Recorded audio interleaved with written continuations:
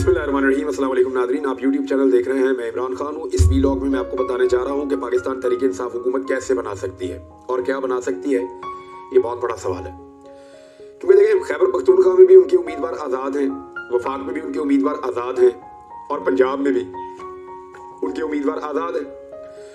अब मामला ये है कि ये सारे आज़ाद उम्मीदवार कैसे मुमकिन है कि एक हुकूमत बनाए। उसके लिए वो किसी जमात का हिस्सा तो होना पड़ेगा ना, तो ये कैसे करेंगे? ये जो सवाल है इसका जवाब ढूंढने की हमने बड़ी कोशिश की है। मैं इसके बारे में आपको बताता हूँ, लेकिन थोड़ी सी चीज़ें मैं आपको बता दूँ। एक तो मियां नवाज शरीफ साहब और उनके बहुत सारे सहाफ़ी वो काफ़ी बदमज़ा हुए हैं, बल्कि वो जो सहाफ़ी जिनका ताल्लुक बहुत करीबी था मियां नवाज शरीफ से और PMLN से या पीपल्स पार्टी से, वो खुद अब तनकीद कर रहे हैं इस सारे प्रोसीजर के ऊपर।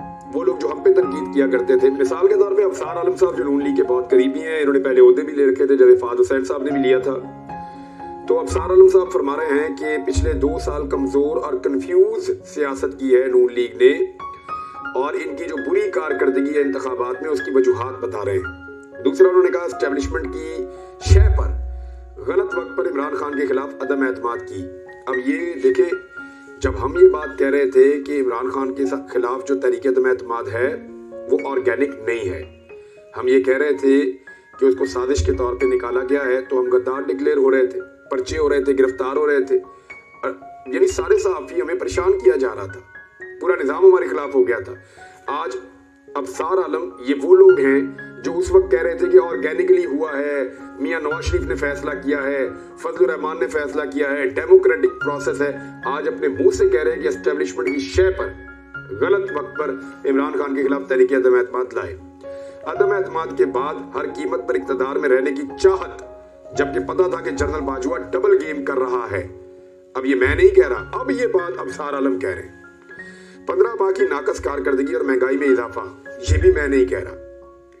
ये मैं जब कहता था पहले PDM को कि ये महंगाई बढ़ाते चले जा रहे हैं, आम आदमी को पीस रहे हैं, दबा रहे हैं, तो सारे हमारे ऊपर चढ़ाई कर देते थे कि भाई ये क्यों कह रहे हैं आप, वो तो मुल्क को बचा रहे हैं। तो अब अफसार आलम मान रहे हैं कि उन्होंने मईशत को तबाह कर दिया और नाकस उनकी कारकर्दगी थी, महंगाई में उन्होंने बहुत इजाफा किया है। फिर एक और बात कही उन्होंने, अवाम की नफ्स को गलत पढ़कर वोट को इज्जत दो के नारे से पीछे हट गए। अब जब ये बात हम कहते थे कि ये वोट को इज्जत देते देते वोट की चोरी पे आ गए हैं, बल्कि कहीं और इज्जत देना इन्होंने शुरू कर दी है और ये डीले मार रहे हैं, तो उस वक्त हमारे ऊपर चढ़ाई होती थी। आज अब अफसार आलम ने तस्लीम किया कि एक्चुअली नून लीग ने ये सब किया है। फिर 7वां, मीडिया और सोशल मीडिया पर अपने मौक़िफ़ के दिफा और मुखालिफ के कमजोरियों की निशानदेही में मुकम्मल नाकामी, वो तो उनको कैपेसिटी नहीं है। और आखिरी जो उनका नुक्ता है 7वां, वो ये कि वोटर को घर से निकालने में पूरी तरह नाकाम रही PMLN। तो ये बात नहीं है, वोटर निकला ही नहीं इनसे, कैसे घर से निकालते? वोटर तो कहता था जी हमने निकलना ही नहीं। अब ये सारे लोग आहिस्ता आहिस्ता मान रहे हैं, ये सारे लोग आहिस्ता आहिस्ता तस्लीम कर रहे हैं। एक्चुअली इनके साथ हुआ क्या है, इनको हराया नौजवानों ने और खवातीन ने। लेकिन जो मिला जुला वोट है ना, वो जो मेच्योर लोग, बड़ी उम्र के लोग हैं, उनके वोट मिला जुला है। जो समझदार नौजवान हैं, जो पढ़े लिखे नौजवान हैं, जो वेल अवेयर्ड है, नौजवानों ने और खवातीन ने पांसा पलट दिया है पूरा का पूरा। यानी अगर मैं कहूं कि जो वोटर बड़ी उम्र का है वो अगर 50-50 भी हुआ है, तो नौजवान 50-50 बिल्कुल नहीं हुआ और खवातीन भी 50-50 बिल्कुल नहीं हुई। वो वन साइडेड गए, उन्होंने सबने निकल के इमरान खान के उम्मीदवार का उन्होंने निशान ढूंढा, निशान ढूंढ के उसके ऊपर ठप्पा लगाया उन्होंने, ये किया। अब ये हुआ क्यों? देखिए, गालियों से अखज़ किए हुए लफ्ज जो हैं, उनसे तो ये पाकिस्तान तहरीक इंसाफ के नौजवानों को बुलाते हैं, हर तरह की गालियां ये उनको देते हैं नौजवानों को, और उनको हमेशा से दीवार के साथ लगाने की कोशिश करते हैं। जुल्म और जबर इन्होंने इंतहा का किया, हमजा शहबाज ने भी, राणा सनाउल्लाह ने भी। अब राणा सनाउल्लाह साहब सीट हार के बैठे हुए हैं, वो भी नाम आप ज़हन में रख लें। अब हुआ ये है कि खवातीन को जिस तरह बेहुरमती उनकी की गई, यानी चादर और चार दीवारी का तकद्दुस पामाल किया गया, खवातीन को मारा गया, घसीटा गया, उन्हें रुस्वा किया गया। फिर जिस तरह के खवातीन के ऊपर घटिया भोंडे इल्जामात लगाए गए, उनके खिलाफ गालियां दी गई और उनके खिलाफ नीच ज़बान इस्तेमाल की गई PMLN की जानिब से या उनके सोशल मीडिया की जानिब से, ये सारा उसका रिएक्शन था। जब इद्दत जैसा केस उछाला गया तो ये खवातीन को बहुत तकलीफ हुई इस बात से और उन्होंने निकल के रिएक्शन में ज्यादा वोट डाला, तो ये मियां साहब की दुर्गत बन गई। अभी थोड़ी दिन के बाद ये वाली बातें भी ये मानेंगे और ये कहेंगे जी बिल्कुल ठीक है। फॉर्म 45 के बारे में मैं दोबारा बता दूं कि वो सबकी कामयाबी की कुंजी है। जिसके पास भी अपने फॉर्म 45 पूरे हैं वो उनको संभाल के रखे, हिफाजत के साथ रखे।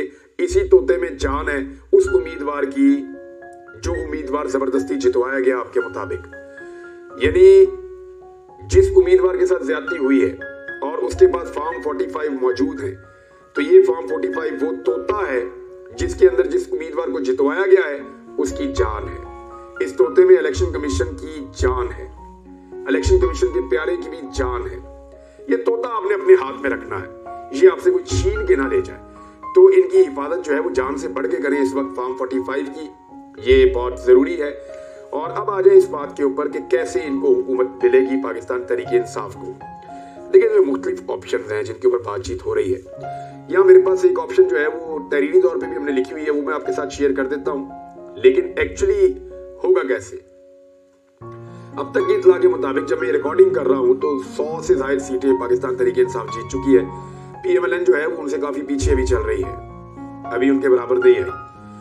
अच्छा, जो दुनिया भर से रिपोर्टिंग हो रही है वो मैं आपको शेयर कर दूं कि कॉमनवेल्थ ने भी यही कहा, अमेरिका ने भी यही कहा, बरतानिया ने भी यही कहा, यूरोपीय यूनियन ने भी यही कहा, दुनिया के दीगर मुल्क भी यही कह रहे हैं कि पाकिस्तान में वोटर के साथ बहुत ज्यादती हुई है, इंटरनेट बंद किया गया है, इंसानी हुकूक की खिलाफ वर्जियां की गई हैं और लेवल प्लेइंग फील्ड नहीं दी गई।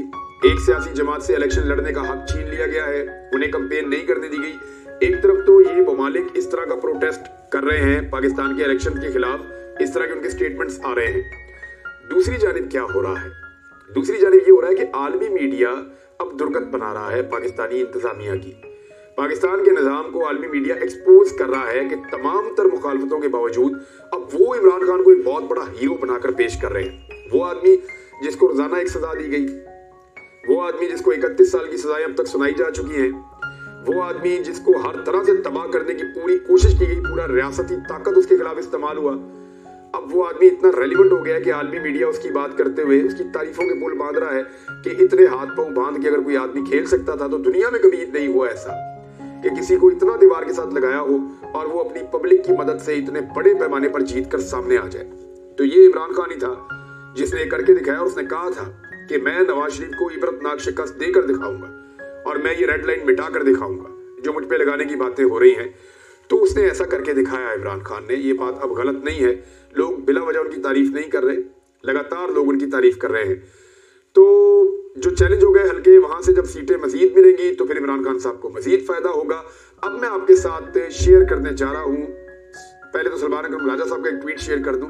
मैंने पिछले वीलॉग में इसका जिक्र किया था, उन्होंने कहा था कि मैं अक्सर जो मुख्तलिफ अकेडमीज जो है रियासत की वहां पे जाता हूँ, जो अफसरान तरबियत ले रहे होते हैं उन्हें कानून और इखलाक के बारे में मैं तालीम देने के लिए जाता हूँ, तो मैं उन्हें लेक्चर देकर आता हूँ। वो जो नौजवान होते हैं, वो मर्द या औरत, वो बड़े पुरुमीद नजर आते हैं, फिर चंद सालों में ये बदमाश कैसे बन जाते हैं, कानून और इखलाकियात को तोड़ने वाले कैसे बन जाते हैं, ये ऐसा कैसे हो जाता है, ये सवाल उन्होंने उठाए। तो ये सवाल जो है ये पूरे पाकिस्तान के दिमाग में है। अगर आपके पास इसके सवाल का जवाब है तो मेरे वीलॉग के जो कमेंट्स हैं उसके अंदर आप जवाब दे दें, मैं पढ़ के जो है वो इसके ऊपर एक वीलॉग अलग से करूंगा कि ये ब्यूरोक्रेट्स को एक्चुअली होता क्या है। हराम खाने की वजह से हो जाते हैं, सिफारिश और रिश्वत की वजह से हो जाते हैं, नौकरी बचाने की वजह से हो जाते हैं, बुज़दिल बन जाते हैं, या इनको प्रोटोकॉल्स पसंद आ जाते हैं, या निज़ाम ही बहुत गंदा हो चुका है। वजह क्या है, किस वजह से ऐसे हो जाते हैं। खैबर पख्तूनख्वा में जो छुट्टी करा दी थी तमाम आज़ाद उम्मीदवारों ने, सबकी छुट्टी करवा दी। अब कुछ भी हो जाए, वहां पे 113 नशिस्तों के जो नताइज हैं वो अभी तक जारी किए गए हैं और 91 नशिस्तों के साथ पाकिस्तान तहरीक इंसाफ के उम्मीदवार पहले नंबर पे हैं, जबकि अभी भी उनका एक क्लेम है कि 10 के करीब सीटें उनको मजीद मिलेंगी जब वो चैलेंज करेंगे, क्योंकि वहां पे धांधली हुई है। स्पेशली वो दो हलकों के बारे में कहते हैं, एक एरिया के बारे में कहते हैं। एक तो कौमी असम्बली का हल्का जो नूर आलम खान जीते हैं उस पर उनको बड़ी तशवीश है, वो कहते हैं मुमकिन नहीं था। और कुछ सूबाई सीटें जो है वो पेशावर से हैं, उसके ऊपर वो कह रहे हैं जी अब करेंगे भी काम। अच्छा, एक और चीज और है, इमरान खान साहब की और शाह महमूद कुरैशी की 9 मई के मुकदमात में 12 मुकदमात में जमानतें उनकी मंजूर हो गई हैं। अभी दीगर जमानतें भी होती जाएगी और ये मुकदमा टिकेंगे नहीं सजा वाले। अब देखिएगा इमरान खान साहब बाहर आ जाएंगे, ये मैं आपको आज कह रहा हूँ, तो ये होना ही है। अच्छा, अब आ जाए इस बात के ऊपर कि क्या पाकिस्तान तहरीक इंसाफ के हमायत याफ्ता आजाद उम्मीदवार पाकिस्तान तहरीक इंसाफ का अपना वज़ीर आज़म ला सकते हैं। ये एक बड़ी अहम चीज है। इनको पार्टी ज्वाइन करनी पड़ेगी। अब इस वक्त एक केस ये लगा हुआ है कि पाकिस्तान तहरीक इंसाफ पार्टी है या नहीं है। आइन के बाद कानून होते हैं, कानून के बाद रूल्स होते हैं। इलेक्शन कमीशन का एक रूल ये कहता है कि अगर ये रूल चैलेंज हुआ है वैसे, क्योंकि ये रूल आइन से मुतसादम है, इसको गलत शामिल किया गया है। ये सिंबल नहीं है, आपके पास इंतखाबी निशान नहीं है तो पार्टी नहीं है। हालांकि जो पार्टी है वो इलेक्शन कमीशन के अंदर बदस्तूर रजिस्टर्ड है। इंतखाबी निशान तो ले लिया लेकिन पार्टी बदस्तूर मौजूद है। ये बात चैलेंज हुई है अदालत में। अगर वहां से फैसला आ जाता है, क्योंकि इलेक्शन कमीशन तो इमरान खान के हक में कभी फैसला नहीं देगा, लेकिन अगर ये फैसला अदालत से कहीं आ जाता है तो फिर इस फैसले की रोशनी में पाकिस्तान तहरीक इंसाफ अपने सारे उम्मीदवारों को ज्वाइन करवा लेगी। वो सारे ऑफिशियली पाकिस्तान तहरीक इंसाफ का हिस्सा बन जाएंगे। और अगर ये नहीं होता तो फिर क्या होगा? फिर ये होगा कि पाकिस्तान तहरीक इंसाफ अपने सारे जीते हुए उम्मीदवारों को किसी और पार्टी में, जो party election commission of Pakistan में रजिस्टर्ड है, मिसाल के तौर पे सुन्नी इत्तेहाद कौंसिल हो सकती है साहबजादा हामिद रजा साहब की, मिसाल के तौर पे पार्टी हो सकती है MWM हो सकती है, उनके रहनुमा इमरान खान साहब से अभी मिलकर भी आए हैं, शिरानी साहब की पार्टी हो सकती है। तो किसी भी एक पार्टी के अंदर इमरान खान साहब अपने सारे के सारे उम्मीदवारों को ज्वाइन करवा सकते हैं। तो वो एक बहुत बड़ी ह्यूज पार्टी बन जाएगी। तो वो पार्टी जो है वो अपना वजीर आजम का उम्मीदवार ला सकती है और उसे नामजद करके उसको वोट दिलवा के वजीर आजम भी बना सकती है, अपने वजीर आला भी बना सकती है।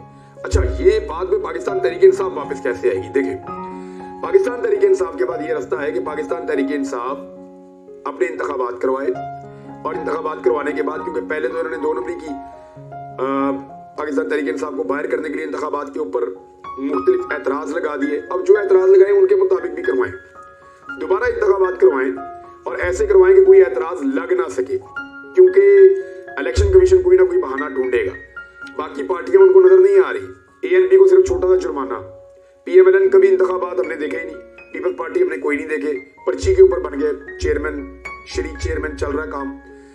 तो ये इंतखाबात सिर्फ पाकिस्तान तहरीक इंसाफ के गले में डाले गए। अब तहरीक इंसाफ को दोबारा इंतखाबात करवाने चाहिए और इंतखाबात करवा के वो अपनी पार्टी को वापस अपने सिंबल के साथ खड़ा करेंगे।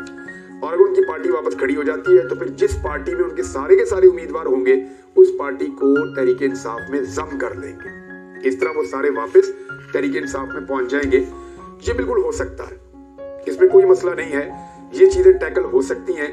लेकिन इसके लिए जरूरी ये है कि इमरान खान ने जो बात की जेल के अंदर से अपने साथियों के साथ, उसको संजीदगी से लिया जाए। इदारे भी इस बात को समझें और इदारों को इस बात पे फख्र होना चाहिए कि पाकिस्तानी डरे नहीं, पाकिस्तानियों ने हार नहीं मानी, पाकिस्तानी हर किस्म के जबर के सामने खड़े हो गए, पाकिस्तानियों ने निकलकर वोट डाला और पाकिस्तानी आज अपना हक मांग रहे हैं। इदारों को इस बात पे फख्र होना चाहिए कि हमारा हुजूम जो है वो एक कौम के अंदर तब्दील हो रहा है। अच्छा, जैसे ही ये पाकिस्तान तहरीक इंसाफ रिवाइव हो जाए या तहरीक इंसाफ में जाने की इजाजत मिल जाए या किसी और पार्टी को ज्वाइन कर लें पाकिस्तान तहरीक इंसाफ के हमायत याफ्ता आजाद उम्मीदवार, तो एक चीज इनको और मिल जाएगी, वो ये है कि मखसूस नशिस्तों की इनके पास वापस आ जाएगी अथॉरिटी। फिर ये अपनी जो 33% मखसूस नशिस्तों का कोटा है ये वो हासिल कर लेंगे। मिसाल के तौर पे अगर ये जीत गए 150 सीटें कौमी असेंबली की, तो फिर ये 200 के करीब पहुंच जाएंगे। वजह यह है कि इनको 50 के करीब मखसूस नशिस्तें मिल जाएंगी, तो ये अपनी अक्सरियत बना लेंगे।